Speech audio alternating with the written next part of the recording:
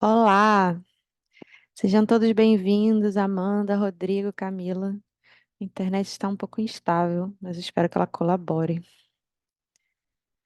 pessoal está entrando, já já a gente já vai começar. Hoje o nosso tema é, a gente está continuando aqui o nosso desafio de seguir os 21 preceitos de conduta do Trikamahasida Yoga. Para quem não me conhece, eu sou Shiva Priya, ou Fernanda Alcântara, sou instrutora de meditação nível 1, mentora do método Trika e acharya em formação dessa escola, o que significa que eu estou estudando e praticando para dar continuidade a essa linhagem de transmissão oral. E nosso Munkhi Acharya hoje, o mestre que está no topo da nossa escola, na direção da nossa escola, seria o equivalente ao Dalai Lama para o budismo tibetano, é o mestre Dharma Bodhi. E nós tivemos a presença dele no Brasil aqui em março, no Espírito Santo, dando um retiro importante de Rushen. E ele retorna ao Brasil, vindo ao Rio de Janeiro em novembro, para dar dois retiros também igualmente importantes. Um de meditação conceitual, que vai ser também um retiro de formação de instrutor de meditação, que vale tanto para quem quer aprender meditação, desde o nível iniciante até o intermediário, quanto para quem tem esse desejo de se tornar instrutor ou já é instrutor, mas quer se aprimorar, aprender novas técnicas. Então, ele é aberto desde quem quer fazer para a prática pessoal, quanto para quem também quer fazer para a prática profissional, né? E a gente vai ter o retiro de meditação não conceitual. Depois a gente pode fazer mais um chá de Dharma sobre esse tema, porque é um tema importante, né, que a gente já discutiu em chá de Dharmas anteriores. A gente está tendo um curso online com ele de meditação não conceitual, que muitos de nós aqui estamos fazendo, sendo que nesse retiro online está sendo baseado no Dao De Jing, a meditação não conceitual taoísta, do taoísmo não dual. É o Dao de acordo com o Dao. E o retiro que a gente vai ter em novembro, ele vai ser de meditação não conceitual, mas não vai ser restrito ao taoísmo. Na verdade, ele deve beber de várias fontes, fontes filosóficas para embasar essa prática de meditação não conceitual, porque ela está presente nas grandes tradições, no taoísmo, no Dzogchen, no budismo Vajrayana, no Dharma Shakta-shaiva, no Shaivismo da Caxemira. Então, ela é uma prática que tem vários textos seminais, dependendo de acordo com a tradição. Por exemplo, no Dharma Shakta Shaiva ou no Shaivismo da Caxemira, são os Shiva Sutras. No budismo, é o Sutra do Coração, Prajnaparamita, né, que fala da meditação não conceitual. Então, ele deve beber dessas várias fontes para esse retiro que a gente vai ter presencial em novembro no Monte Caroná, no interior do Rio de Janeiro, a 2 horas da capital, num lugar lindo, muito especial. Depois, Flora pode falar que ela já também já esteve lá, né, Flora? A gente já fez alguns retiros lá da nossa escola. É um lugar muito bom para a gente fazer meditação, tanto meditação com foco, né, que é a meditação conceitual, quanto a meditação sem foco, que é a meditação não conceitual. Mas nosso tema de hoje é os 21 preceitos de conduta. Então, como é que a gente pega os benefícios que a gente tem da meditação formal, quando a gente senta na almofadinha lá para praticar, e leva para a vida, para o nosso dia a dia, para a nossa maneira de falar, nossa maneira de agir, nossa maneira de lidar com os nossos pensamentos e nossas emoções. Então, já há várias semanas que a gente vem trazendo esse tema aqui no Chá de Dharma, e no último encontro a gente se dedicou ao preceito da discrição, como a gente pode ser discreto na nossa prática espiritual, como a gente pode ser discreto com a nossa vida pessoal, para que a gente acumule energia para o nosso caminho espiritual e não fique falando excessivamente sobre coisas que são muito pessoais e que não engrandecem quando a gente compartilha, pelo contrário, dispersa energia. E em seguida a gente vai falar do próximo preceito, que é o nosso foco principal de hoje. Mas primeiro eu queria ouvir vocês sobre como é que foi exercitar esse preceito da discrição, para depois a gente entrar no preceito da dignidade essencial, o orgulho Vajra, que é algo muito caro para a gente nessa escola. E aí, como é que foi ser discreto no dia a dia? Quem quiser pode levantar a mão, abrir o microfone ou escrever aqui no chat, como vocês preferirem, para a gente poder começar essa troca, né? Aqui é um grupo de praticantes da Dharma não dual e a gente vai trocando experiências, traz questionamentos, dúvidas. Quem é instrutor da escola compartilha um pouquinho do conhecimento que tem sobre o assunto. Alguém gostaria de compartilhar? Eu falei bastante no último encontro como a descrição para mim estava sendo difícil naquele momento, né? Pós-Ruchen, que eu estava super faladeira. Já acalmou um pouco. Posso dar notícias para vocês que já acalmou um pouco. Já voltei para o meu estado mais introspectivo, que é mais típico meu. Mas é, não como era antes do Ruchen, não tão fechado, não tão ensimesmado. Menos no reino dos deuses, reino animal, eu percebi que eram os meus principais motivos para falar menos. E hoje eu mantenho mais falante, mas saí daquele estado muito blá blá blá que eu tava, que eu precisava puxar assunto com todo mundo que eu encontrasse na rua. Mas a minha vida social continua bastante agitada. Eu tô precisando acalmar para conseguir fazer mais prática formal, que haja integração. Então, depois de fazer o chá de Dharma, eu consegui exercitar mais a discrição. Depois de falar sobre isso com vocês aqui, eu fiquei mais atenta, consegui segurar a onda e pensar: tenho vontade de falar disso, será que eu preciso falar disso? Será que realmente é benéfico falar disso? Muitas vezes não era. Ou ia ser um excesso de exposição, que não cabia naquela situação, ou era só falação desnecessária mesmo, ia ser um gasto energético que não tinha porquê.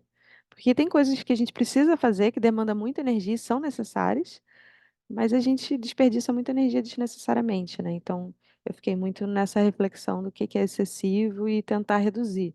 Teve momentos que eu fui indiscreta e percebi depois que eu falei, não precisava ter falado tanto.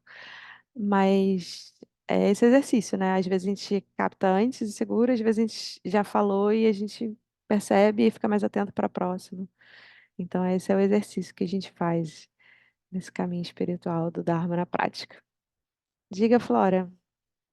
Olá. É, engraçado pra mim, eu sou muito faladeira, né? Todo mundo sabe. Mas eu tô num momento mais introspectivo, assim, que eu tô falando menos. Então, de certa forma, foi mais fácil do que eu esperava, porque geralmente eu compartilho muito, falo muito. Mas principalmente a primeira semana, que foi 2 semanas depois do Chá do Dharma, né? A primeira semana eu fiquei bem atenta a isso, assim, e tentei muito realmente focar em não compartilhar tanto, assim, também, se eu compartilho muito, e ficar mais focada nisso, acho que deu certo, assim, eu achei bom, foi bom pra mim, eu me senti, não, não sei, só me senti melhor, não sei por quê, mas ao mesmo tempo, mas eu tô num momento mais introspectivo já da minha vida, eu tô passando pelo processo oposto do seu, assim, de estar mais faladeira, inclusive eu gosto muito da Fernanda mais faladeira, acho legal. E, mas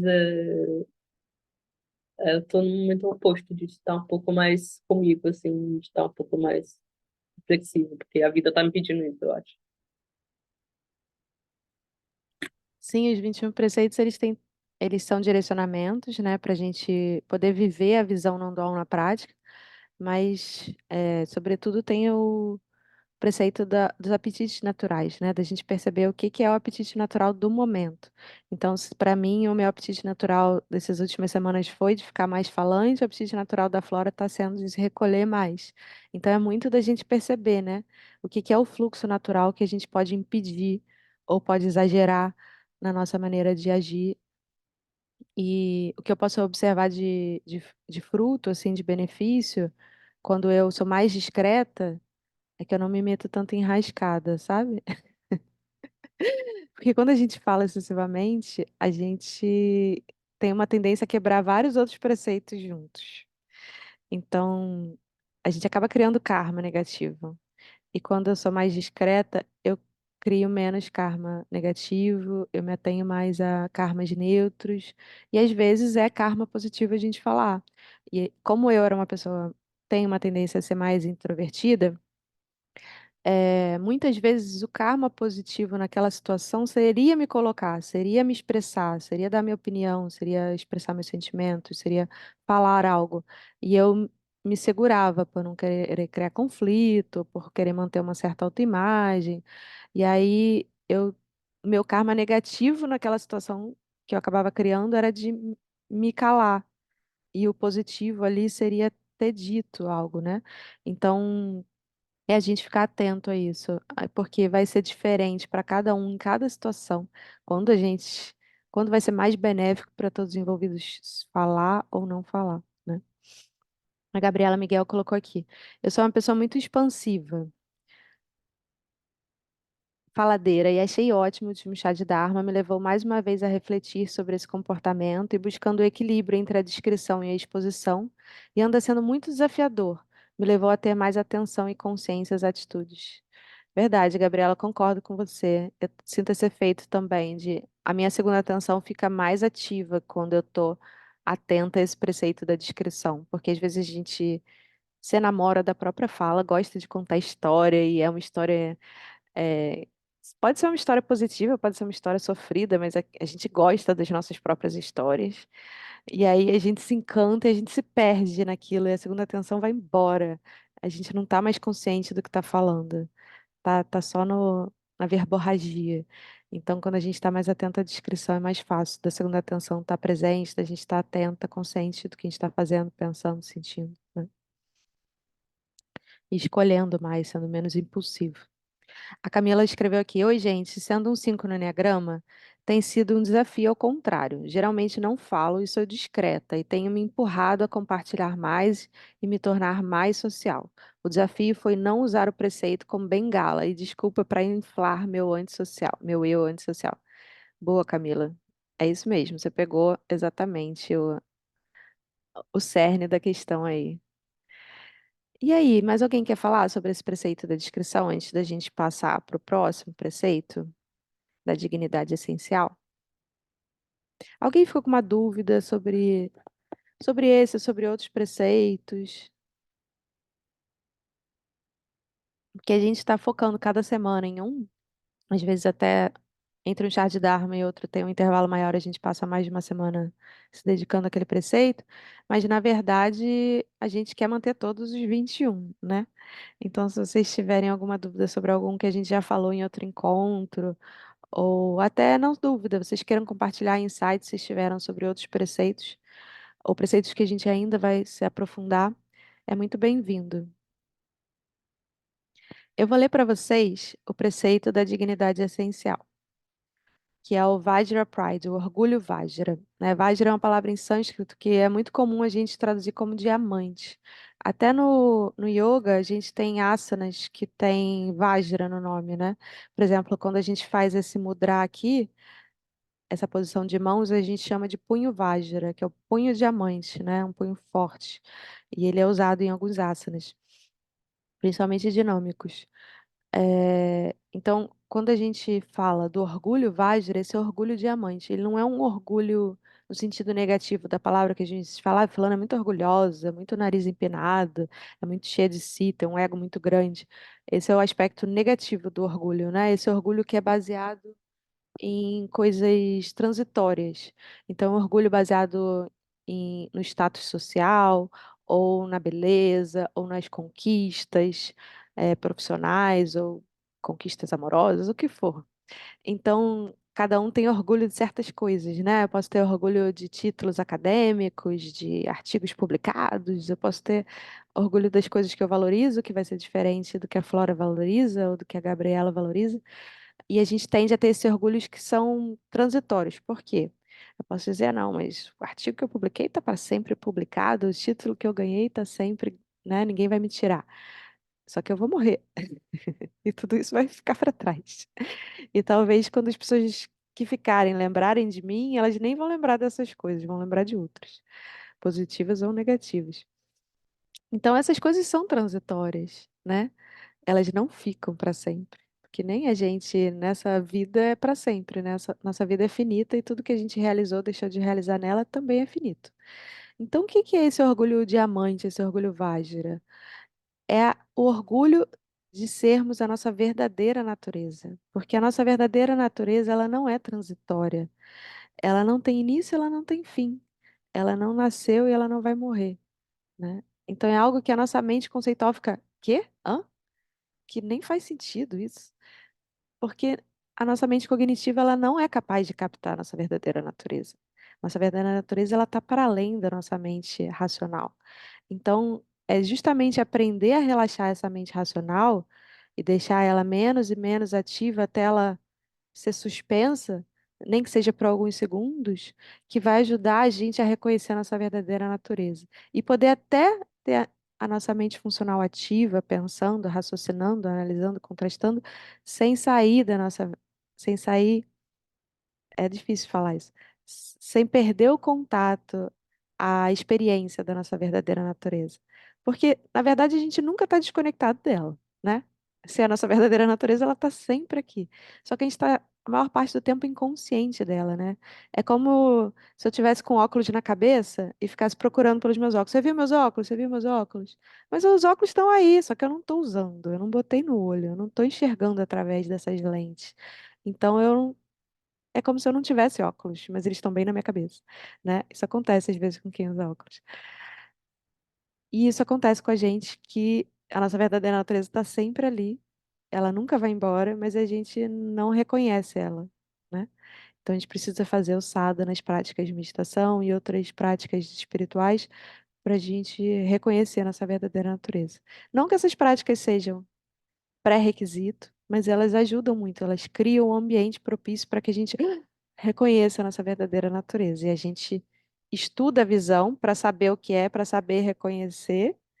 E aí, quando a gente tem uma oportunidade, às vezes numa brecha da mente funcional, a gente enxerga ela, né? E fala, olha, ela sempre esteve aqui. Ah, meu óculos na cabeça. E aí, quando a gente tem essa experiência direta da nossa verdadeira natureza, qual é um dos efeitos colaterais disso que surge? É o orgulho Vajra. É o orgulho de ser exatamente quem se é. Independente se eu passei na faculdade ou não, se eu tenho ensino superior ou não, se eu sou casada ou não, se eu sou jovem, sou velha, se eu sou bonita, sou feia, nada disso importa. Porque tudo isso é transitório. Eu já fui jovem, eu tô ficando mais velha, uma pessoa mais velha ainda vai me chamar de jovem, mas uma pessoa de 20 anos já me acha velha. E é isso. A beleza vai embora, a saúde vai embora, um monte de coisa vai embora. O que que fica? A nossa verdadeira natureza, né? E é ela que nos dá esse orgulho essencial, essa dignidade essencial. É, às vezes, dignidade é até uma palavra melhor para traduzir do que orgulho, porque orgulho traz muito essa conotação, às vezes, negativa para nossa mente, né? É dignidade, sabe? Independente se eu sou um morador de rua, se eu não tomo banho há um mês, se eu tô fedida, se eu tô em contato com a minha natureza essencial, eu tenho esse orgulho Vajra. Eu tenho essa dignidade essencial. Porque o cheiro é transitório, se eu tomar banho eu vou ficar cheirosa de novo. Mas a minha verdadeira natureza, ela tá para além do tempo e do espaço. Ela tá sempre ali. Então, eu vou ler para vocês o texto. Orgulho Vajra, sua natureza essencial é dignificada e relaxada no poder de seu próprio autoconhecimento. Eu achei essa frase um pouco estranha, porque ela foi traduzida do inglês, né? E o inglês às vezes inverte as palavras em relação ao português. Deixa eu tentar dizer isso de outra forma. Então, se a gente tem o autorreconhecimento, reconhecimento da nossa verdadeira natureza, a gente tem uma dignidade e um relaxamento poderoso. Que quando a gente pensa em relaxamento, mesmo de forma positiva, a gente tende a pensar numa coisa mais calma, mais sem energia até, né? Mas é um relaxamento poderoso, porque é um relaxamento que significa que eu posso agir, eu tenho poder de ação, mas eu não preciso agir, não tem uma ação compulsiva ali. Eu posso escolher não agir, como a gente estava falando da descrição, né? Eu posso escolher não falar. E isso não diminui o meu poder quando vem de um lugar de dignidade essencial. Pelo contrário, é o meu poder de me calar numa situação, que é diferente do calar por inibição, né? Próximo, continuando aqui o texto. Quando um ser reconhece sua própria natureza, ele mostra uma certa conduta de confiança e certeza que não tem autorreferência egóica. Então, essa confiança, essa segurança, ela não vem de um lugar porque eu fiz isso, porque eu sou assim, porque eu sou assada, porque meu pai é fulano, porque você sabe com quem que você está falando, não é essa coisa de milícia carioca, né? É uma, é uma dignidade essencial. E eu não me sinto melhor ou pior do que você, porque todos nós temos essa dignidade essencial, todos nós somos a natureza essencial, expressas com sabores diferentes, com personalidades diferentes. Então eu não me sinto melhor ou pior do que você. Eu me sinto digna e eu reconheço a sua dignidade essencial também. É a antítese da autoobsessão, do autonegligenciamento e da autoaversão. Então, eu não fico nem super egóica, super vaidosa, obcecada comigo mesma, que pode ser tanto positivo quanto negativo, né? O que que será que estão pensando? Será que estão me julgando? Ai, estão vendo que minha roupa tá furada. Ai, meu Deus, por que que eu saí de casa com uma roupa furada? Eu não vi isso antes de sair de casa. Ai, uma neurose de achar que tá todo mundo me olhando, todo mundo me julgando e tipo, e se tiverem me julgando? O que que os outros têm a ver com a minha vida, com a minha roupa furada? Também não, você não vai se negligenciar, né? Não vai sair de roupa furada de propósito, não vai sair sujo de propósito, não vai deixar de se cuidar, de cuidar da saúde, cuidar da higiene, porque você tem uma dignidade, você sabe que você é uma expressão da essência. Então, da mesma maneira que a gente faz puja e que a gente deseja todas as coisas maravilhosas para nossa linhagem, para as deidades, né? Que a gente faz todas aquelas oferendas lindas e perfumadas e saborosas para os seres que a gente considera mais especial no mundo, a gente faz isso para nós também, né? Se a gente faz um prasad no puja, depois a gente come o prasad, né? A gente usa as flores para nos enfeitar. A gente reconhece que essa essência que a gente está adorando no ritual, que essa essência está em nós, que nós somos essa essência. Então a gente também quer se perfumar, se se embelezar, não de um lugar vaidoso de que eu quero mostrar que eu estou mais na moda do que você, que eu sou mais descolada, que eu sou mais gata. Não se trata disso, é de poder, quando eu me enfeito, é para mostrar a beleza de ser humana aqui, nesse momento, nessa sociedade. E aí eu quero expressar isso num dia com batom, no outro dia eu quero expressar com um penteado diferente, no outro dia eu quero expressar de cara limpa, sem maquiagem nenhuma, no outro dia eu quero botar um monte de maquiagem, não importa, não tem regra sobre a forma correta de expressar a minha essência, mas é me apresentar de uma maneira bela, de uma maneira cuidada, de uma maneira limpa, né? É ter esse autocuidado para expressar o melhor do que é ser humano. E o melhor para uma pessoa pode ser estar maquiada, para outra pode ser estar com uma roupa muita vontade, mas bem cuidada. Na outra pode ser usar alta costura, não importa isso. Não é sobre que tipo de etiqueta ou de regra de estética, mas é sobre como você expressa a sua beleza, né? Então, eu gosto muito de ver, por exemplo, a Lama Tsutrin, que ela faz parte do Dharma não dual, praticando o budismo Vajrayana e ensinando, né, o budismo Vajrayana e o Dzogchen. E ela já tem 70 e tantos anos, e ela tá sempre muito bonita, sabe? Quando ela vai dar aula. Ela gosta muito de usar tranças com o cabelo todo branquinho, ela não usa tinta no cabelo. Ela tem o cabelo todo branco, mas trançado ou penteado. E ela geralmente está de maquiagem, não uma maquiagem pesada, mas ela usa um lápis, um batom. E você vê naquela senhora de 70 e poucos anos, cheia de ruga, não parece ter botox, mas tem uma dignidade ali, sabe, na forma como ela se apresenta. Ela realça a beleza de uma mulher de 70 e poucos anos. Ela não tenta parecer que tem 22. Ela se mostra como mulher de 70 e poucos anos, de forma bela, sabe? É, é bonito de se ver. Continuando o texto. A imersão na natureza indestrutível de nossa essência se expressa como uma atitude relaxada, porém dignificada e uma presença autêntica. E aí, como é que vocês estão vivendo a dignidade essencial na vida de vocês? Ou como vocês gostariam de exercitar mais esse preceito, daqui para frente? Porque às vezes, Sinceramente, fala, não, desculpa, pode falar. Tudo bom. só para completar esse pensamento, Flora, porque eu fiz a pergunta e continuei falando, né? Eu me empolgo. Mas agora até me escapou. Desculpa. Não, não tem problema. Se tiver que vir, vai voltar. Ah, lembrei. É que às vezes, como a gente. Pessoas que praticam espiritualidade, especialmente pessoas que praticam espiritualidade asiática, né? De um sabor asiático, assim, uma origem asiática, é muito comum a gente ter uma forma de se vestir meio riponga, né? Que a gente, pelo menos aqui no Rio, a gente chama assim de riponga. Que é uma coisa mais despojada e mais alternativa, e às vezes mais largada mesmo. E isso pode ser feito com uma beleza, com um autocuidado, ou pode ser feito de uma maneira, como eu disse, largada, né? Meio descuidada, de tipo, ah, eu não me importo com a minha aparência, porque eu sou uma pessoa espiritualizada, então eu não vou usar maquiagem, eu não vou usar roupa de marca, porque por conta de todos os efeitos danosos que essa indústria de moda pode ter e tem, eu posso ter essas escolhas.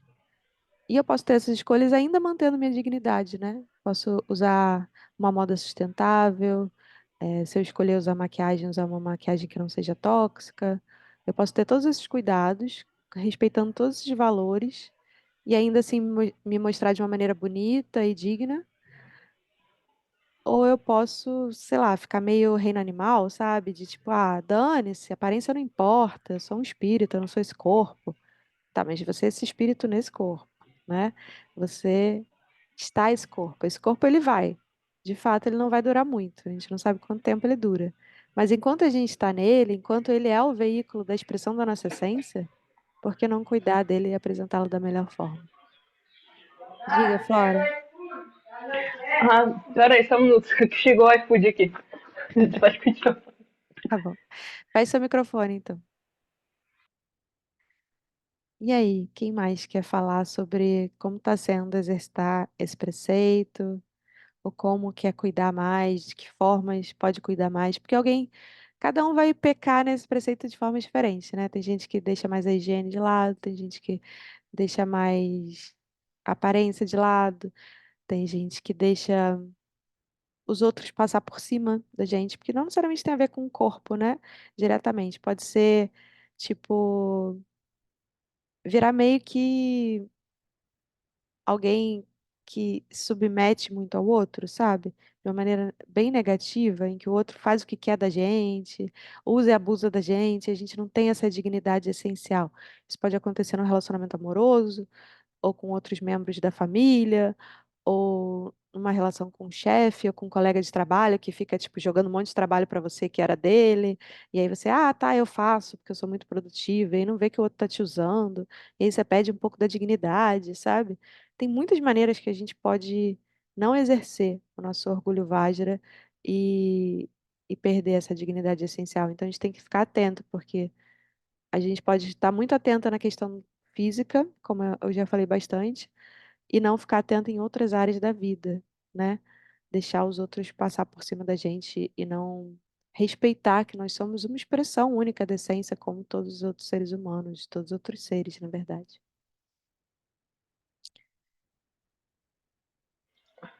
Posso falar? Posso falar? Sim, sim, fale. Ah, tá, desculpa. É... Não, porque na verdade, um dos motivos que eu venho nessa chá do Dharma, eu sempre venho, mas assim, especialmente esse, é que eu acho que eu não entendo de verdade o que é orgulho Vajra, pra falar a verdade. Tipo, porque assim, com um preceito, porque tá, orgulho Vajra está associado a você reconhecer sua verdadeira natureza, certo? E aí você tem o orgulho, tem a dignidade social de ser quem você é. Você não tem. Só que, cara, isso pra mim é coisa de quem tá iluminado. Tipo, como eu como que eu cultivo isso? Tipo, pra mim parece impossível cultivar. Isso é uma coisa cultivável, não é como um preceito da fala, sei lá, que mesmo sendo difícil, ainda assim é bem específico o que você tem que fazer, entendeu? No Orgulho Vágera parece só uma coisa meio, tipo, impossível, tipo, como cultivar isso? Eu não sei como cultivar isso. Porque eu não sei minha verdadeira natureza, então como que eu vou, tipo, eu não tenho acesso a isso. Então, tipo, como? Então, deixa eu falar um pouquinho mais. Foi muito boa essa questão que você trouxe. Porque, assim, na verdade, todos os preceitos, quando a gente estiver iluminado, eles vão ser a nossa conduta naturalmente, espontaneamente. Você não vai precisar ficar lendo os 21 para lembrar, aí não tenho feito isso, né? Enquanto a gente não é iluminado, a gente precisa dos 21 preceitos para começar a exercitar. É como se a gente estivesse emulando esses comportamentos para que facilite a nossa verdadeira natureza se expressar, né? Porque se ao contrário, se eu estiver muito no reino dos infernos, por exemplo, e eu estiver odiando todo mundo, xingando todo mundo, querendo bater nas pessoas, tacando os objetos, eu vou criar muito menos oportunidade para eu reconhecer minha verdadeira natureza. Eu estou me distanciando, eu estou deixando de ser humano, eu estou virando demônio. Eu estou me distanciando da minha natureza. E aí vai ficar muito mais difícil de eu reconhecer. Agora, se é o contrário, se eu estou buscando sair dos reinos assim que eu percebo que eu caí neles, porque é natural que a gente caia, a gente vai cair mesmo várias vezes ao longo do dia, mas assim que a gente percebe, a gente sai. Percebeu, sai. Esse é o exercício, né? E aí eu vou tentando cada vez mais seguir os 21 preceitos, ter eles como norte, estar atento à minha fala, estar atento ao meu comportamento, observar meus pensamentos, não dar muita trela para pensamentos que não prestam para nada, né? E aí eu vou cultivando mais e mais oportunidade para reconhecer minha verdadeira natureza e esses preceitos se tornarem minha conduta espontânea. Eu concordo com você, Flora. Tem preceitos que são bem pragmáticos e muito práticos de seguir, como o da fala, né? Fale menos. Simples assim, só falar menos, né? Já torna tudo muito claro do que fazer. E a dignidade essencial, ela é muito mais sutil. Então, a gente precisa estar muito mais atento para perceber quando a gente está exercendo isso e quando a gente está largando isso. Então, eu tentei dar exemplos pragmáticos com a história da maquiagem, da roupa, de, das relações de trabalho, né? De você não deixar alguém passar por cima de você e roubar sua dignidade e tal.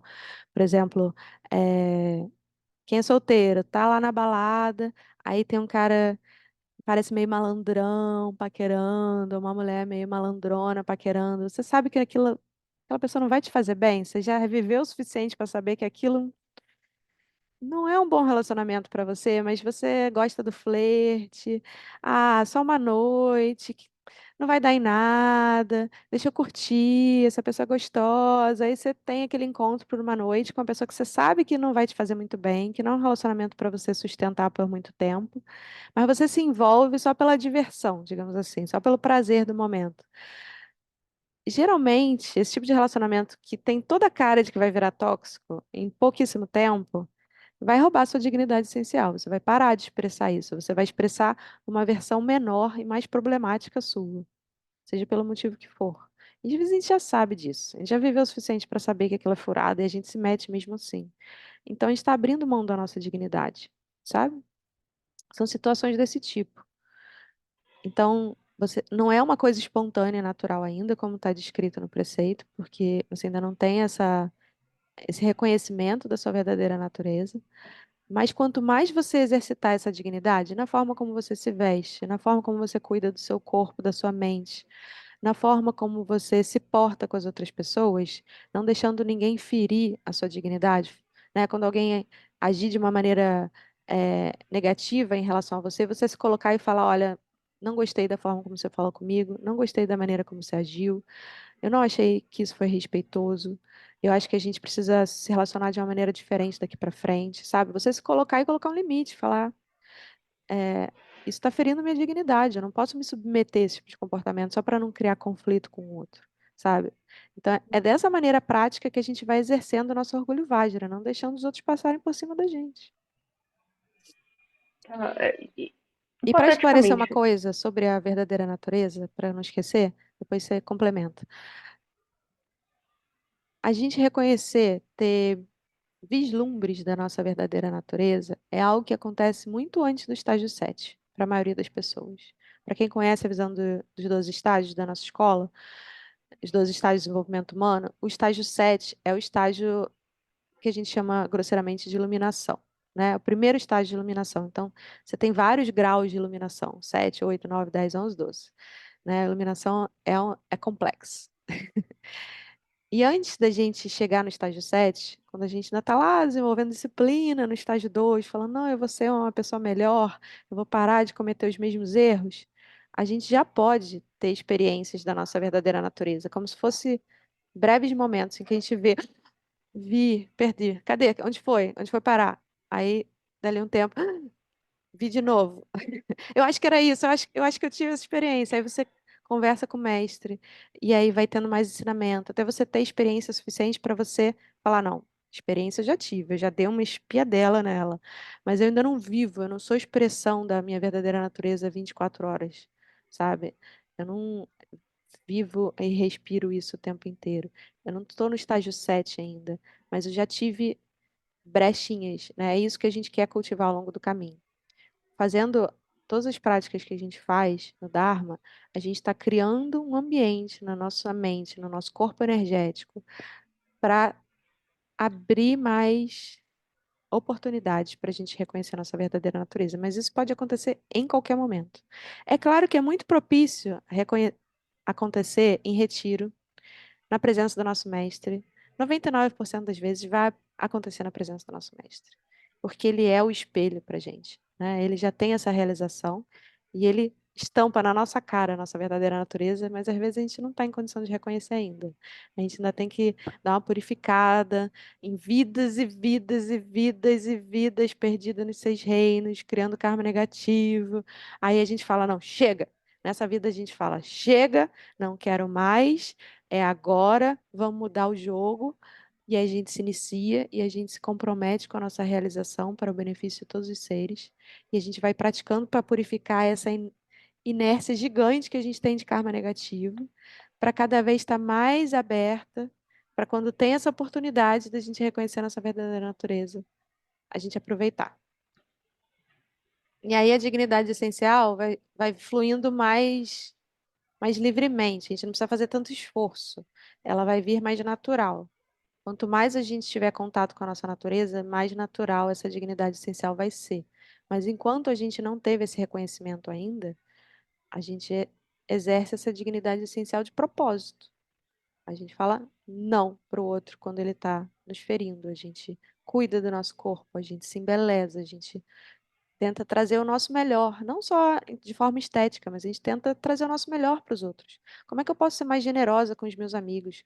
Como é que eu posso ser mais gentil com a minha família? Né? Isso são maneiras da gente exercer nossa dignidade essencial, porque eu acho que eu falei muito de exemplos de cuidar de si, mas muitas vezes a gente exerce a nossa dignidade essencial cuidando das pessoas que estão à nossa volta, né? Mas sem passar por cima das nossas próprias necessidades. Então, a gente está cuidando de todos os envolvidos e eu estou envolvida nisso. Eu estou sendo cuidadosa comigo e com os outros. Eu não estou cuidando de mim e prejudicando o outro. Não, vou cuidar do meu primeiro, chega para lá. Não é uma motivação titânica, nem uma motivação demoníaca. Egoísta. Oi? Egoísta. Não é de uma motivação egoísta. Mas eu também não tô eu entendi isso falar dois. Também não tô num funcionamento dois no Enneagrama, que é tipo, vou cuidar do outro, vou fazer tudo pelo outro para ele me amar, e aí nisso eu viro um capacho do outro e eu me anulo para fazer o outro feliz, porque eu acho que se o outro estiver feliz, ele vai reconhecer que eu sou uma boa pessoa, e aí é um orgulho egóico, né? Não é um orgulho de dignidade essencial, porque eu acho que é porque eu fiz algo pelo outro, aí sim ele vai me amar, aí sim eu vou ter valor. Então, eu tento me tornar indispensável para o outro, para receber amor, para aí sim eu me sentir feliz. Não, a dignidade essencial é você se sentir bem com você, independente se tem alguém te amando nesse momento. Pode estar o mundo inteiro contra você, mas você reconhece que você é uma expressão da essência e você não tem que agradar todo mundo para você se sentir bem com você mesmo. Mas significa que você também vai ser um idiota com os outros, que vai ser prejudicial aos outros, né? Então, tem muitas e muitas maneiras da gente exercer a dignidade essencial. Se alguém mais lembrar de outras que eu não tenha falado, por favor, compartilhe aqui. A Graciela escreveu aqui: uma das maiores reflexões que tive após o Luciano foi aprender a dizer não quando está sendo um desejo natural, pois eu tinha muito hábito de dizer sim para não gerar o conflito e acabava me desgastando e ficando esgotada. Então, dizer o não é algo que sinto que está cultivando a minha dignidade e amor próprio. Tudo bem, Graziele, que bom. Quem mais? Eu posso perguntar, tipo, trazer uma coisa? Eu joguei um jogo sexta-feira passada, e no jogo tinha uma parte, uma carta que falava isso aqui. A austeridade neste nível é vista como algo positivo e muito necessário para a ascensão no jogo. Nesse plano, a austeridade é fruto de uma maturidade espiritual e tem a ver com integridade. A pessoa que estava jogando o jogo comigo falou que isso era Vajra Pride. E eu não entendi. E a pessoa também não me explicou. E aí eu fiquei assim, por que isso seria Vajra Pride? Porque aí eu resolvi trazer pra cá, porque você entende dessa forma também? Entendo. Para mim, a austeridade é muito uma maneira de cultivar a dignidade essencial. Eu poderia ter tirado a mesma carta que você, e eu acho que eu já tirei. Não nesse jogo, mas É, quando eu fiz a minha é a leitura segunda de vez que eu chamo. Nadi, isso me foi dito Hum. há mais de 10 anos atrás. Por quê? É, quem é muito indulgente, e eu sei que eu tenho muito essa tendência, eu gosto muito de conforto. No zodíaco chinês, eu sou porco. E porco gosta muito de luxúria e conforto, luxo. Comida boa, um sofá muito confortável, roupas confortáveis, detesto usar sutiã, eu quero conforto, eu não quero. Entre conforto e beleza, eu vou escolher conforto. E, Também, eu faço isso. e às vezes a gente exagera no conforto e deixa de exercer a dignidade essencial. Porque às vezes trazer o nosso melhor vai ser abrir mão de um pouco de conforto, vai ser mais austero. Então, austeridade tem a ver com isso, né? Você escolher o desconforto. Então, a Ser austeridade um pode ser sacrifício, um exercida. auto-sacrifício, né? No caso. E o que vai ser esse auto-sacrifício para cada um é diferente. Por exemplo, eu posso dizer as formas que eu costumo praticar.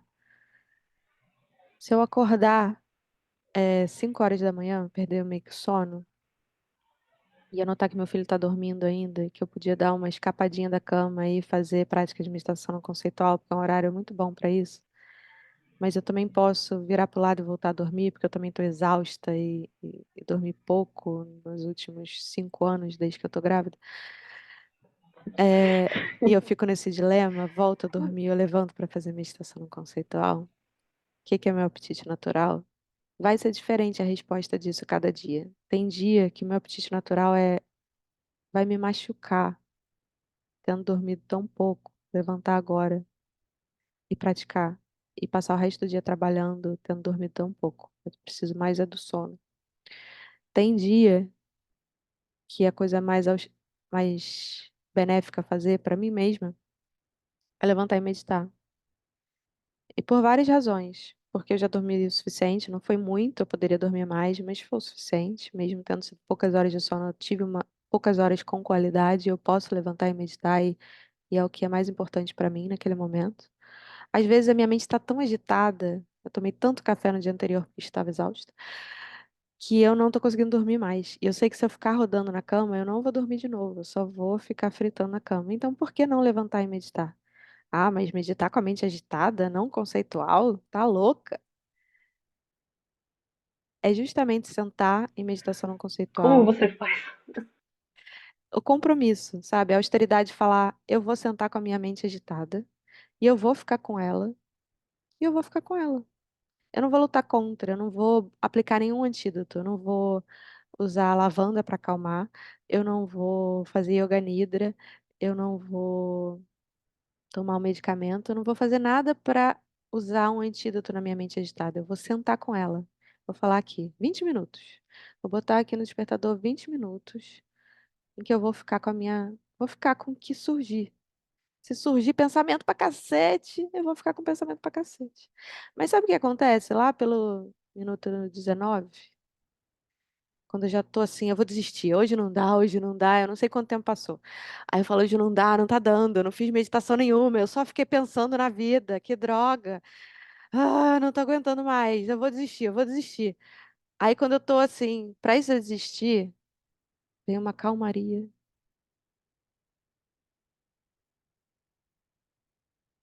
Aí toca, dum, dum. Eu falo, pô, agora que ficou bom, tocou. Aí eu deixo o despertador ficar tocando. E eu fico lá na minha calmaria, pelo menos por uns 30 segundos, porque é tão bom, 30 segundos de calmaria. Isso já aconteceu comigo também.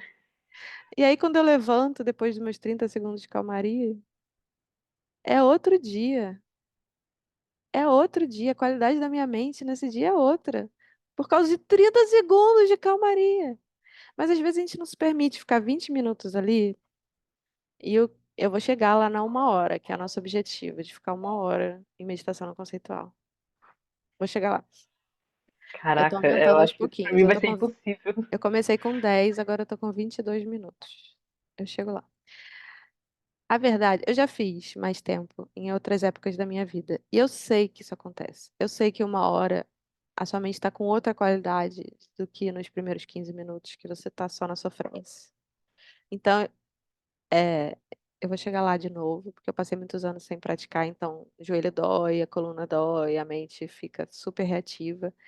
Mas aumentando aos pouquinhos eu tô vendo, porque quando eu comecei 10 minutos parecia impossível, e agora 22 minutos são possíveis.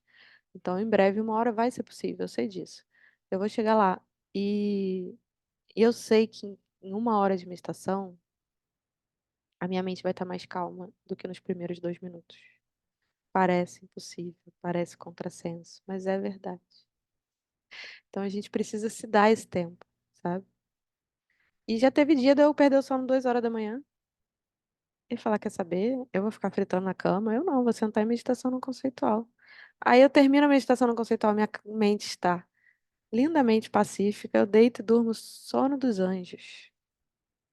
É a melhor coisa. Pra que brigar com a mente? Ela vai vencer. Não briga, não briga com ela.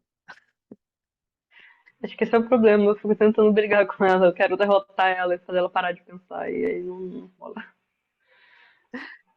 Então, quem quer aprender essa meditação não conceitual, que é justamente não fazer nada com a mente, você só cuida da postura do corpo e deixa a mente se aquietar com o tempo.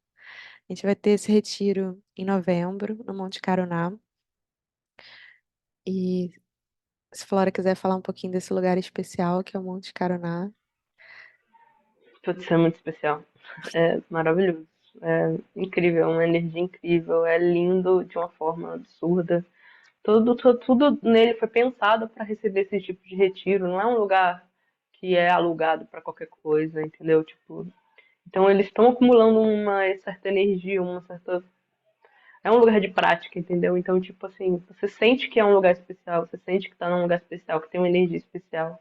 Além de ser, tipo, ser muito confortável, ser bonito, ter, enfim, tem todos os atributos de um, sei lá, um ótimo hotel, mas na verdade não é um hotel, é um lugar, um espaço realmente muito especial de prática mesmo. Eu recomendo todo mundo um dia poder ir fazer algum retiro lá. Se não der para ser esse, que seja outro, porque é um lugar que vale a pena conhecer e praticar lá.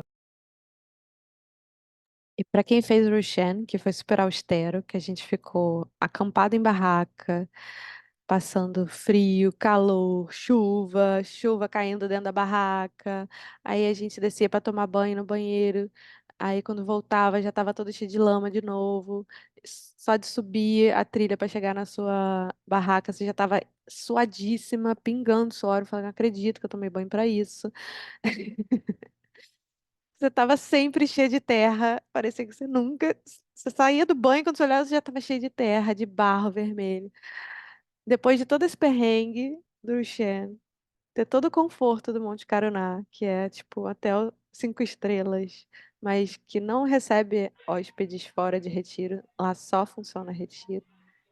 É maravilhoso. E o dono, eu conheci o dono e ele é uma pessoa muito fofa, assim. E ele é super, tipo, ele, tipo, por ser um lugar que é muito especial, tem muita procura, né? Então ele pode escolher o tipo de pessoa e quem vai fazer o trabalho lá. Então, eu realmente eu acho que ele tem uma, um- uma acessibilidade muito grande, assim, do que ele acolhe lá. Então, realmente é um espaço muito especial, assim, eu acho. Vai ser muito bom esse retiro com o Dharma Buddy lá.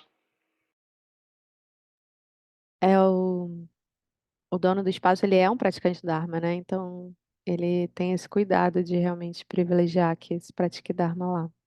Embora receba outros retiros de espiritualidades é, nova era ou de autoconhecimento, né? Mas sempre que ele pode, ele privilegia, assim.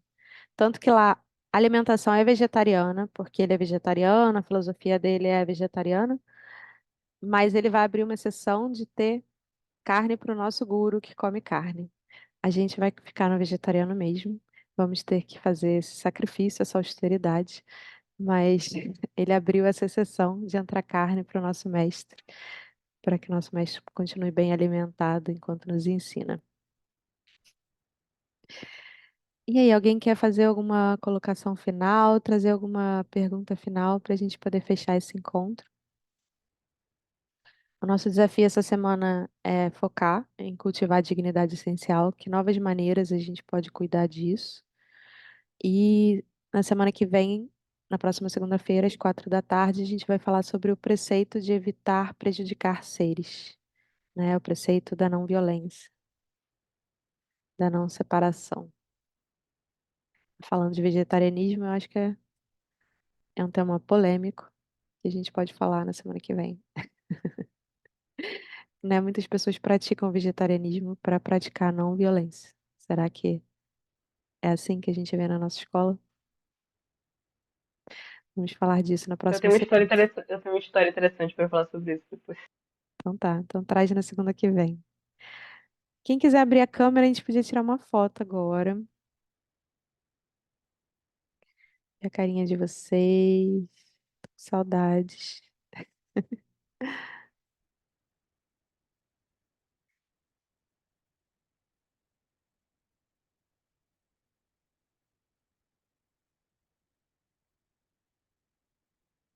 1, 2, 3 e. Ai, tem hora que eu não acerto esse negócio. Pronto, foi. Obrigada, gente. Obrigada pela participação de vocês. Até a próxima segunda. Tchau, tchau. Tchau, obrigada.